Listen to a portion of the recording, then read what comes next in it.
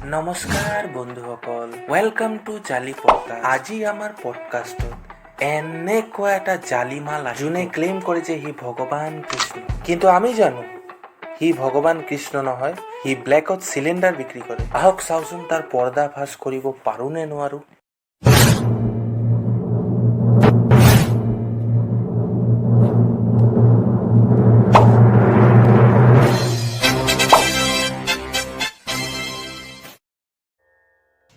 নমস্কাৰ দাদা।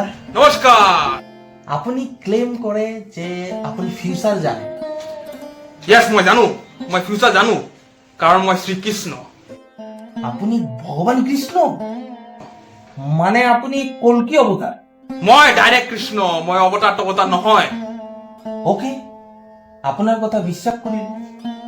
এতিয়া ভগৱান কৃষ্ণ যদি আমাৰ জালি পডকাষ্টত আহিছে, তেতিয়াহ'লে কেইটামান কুৱেশ্যন সোধাটোতো আমাৰ অধিকাৰ। ৱাহ, আপুনি যাদুও জানে। এই, মই চব জানো, কাৰণ মই শ্ৰীকৃষ্ণ। ওকে, শ্ৰীকৃষ্ণ 2.0। আমাৰ পৃথিৱীখন কেতিয়া পাপ মুক্ত হ'ব আপুনি কওকচোন। মানে আমি জানো, আমি যিমান মানুহ আছো পৃথিৱীত চব পাপ, কিন্তু এটা টাইমটো আহিব যেতিয়া পাপ শেষ হ'ব।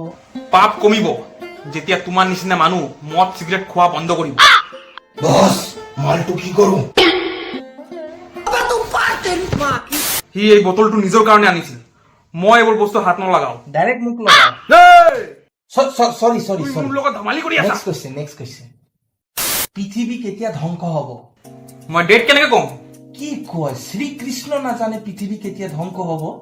এক মিনিট, মই কৃষ্ণ বুলি চব কৈ নিদিও নহয়, কিছুমান হিডেন ইনফৰমেশ্যনো থাকে। আপুনি কৈছে আপুনি শ্ৰীকৃষ্ণ, কিন্তু আপোনাৰতো পত্নী আছে। শ্ৰীকৃষ্ণৰ তো 100+ পত্নী, সেইটো কোনটা ডাঙৰ কথা? ঠিক আছে, আৰু শুনক, আপোনাৰ পত্নীৰ নামো মই জানো। আপোনাৰ পত্নীৰ নাম কল্পনা। চোৱা, তাই নেজানে যে তাই আগৰ জন্মত ৰুক্মিণী আছিল, কিন্তু মই জানো। আপোনাৰ ৰুক্মিণী অৰ্থাৎ কল্পনা বাইদেউ, তেওঁ অৰুণোদয় আঁচনি পায়। ভগৱান শ্ৰীকৃষ্ণৰ ৱাইফ অৰুণোদয় লৈ তাৰ মানে চোৱা, এনেকুৱা দিন আহিব। তাই এজনী নৰ্মেল মানুহ এইটো জন্মত, আৰু মই আপুনি এবনৰ্মেল নহয়, মই ডাইৰেক্ট কৃষ্ণ। এয়াই বেয়া লাগে, আমাৰ জালি পডকাষ্টত যে ইমান জালি জালি মানুহ আহে। আমাৰ দায়িত্ব এই জালি মানুহকেইটাৰ পৰ্দা ফাঁচ কৰা। মই জালি নহয়। শিখৰ শ্ৰীকৃষ্ণ শিখৰ প্ৰেমী। খাবনে?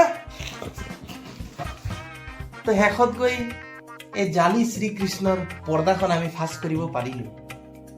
তো বন্ধুসকল, এনেকুৱা জালি পডকাষ্ট চাই থাকিব হ'লে আমাৰ ভিডিঅ'খন লাইক কৰক, শ্বেয়াৰ কৰক। Thanks and by.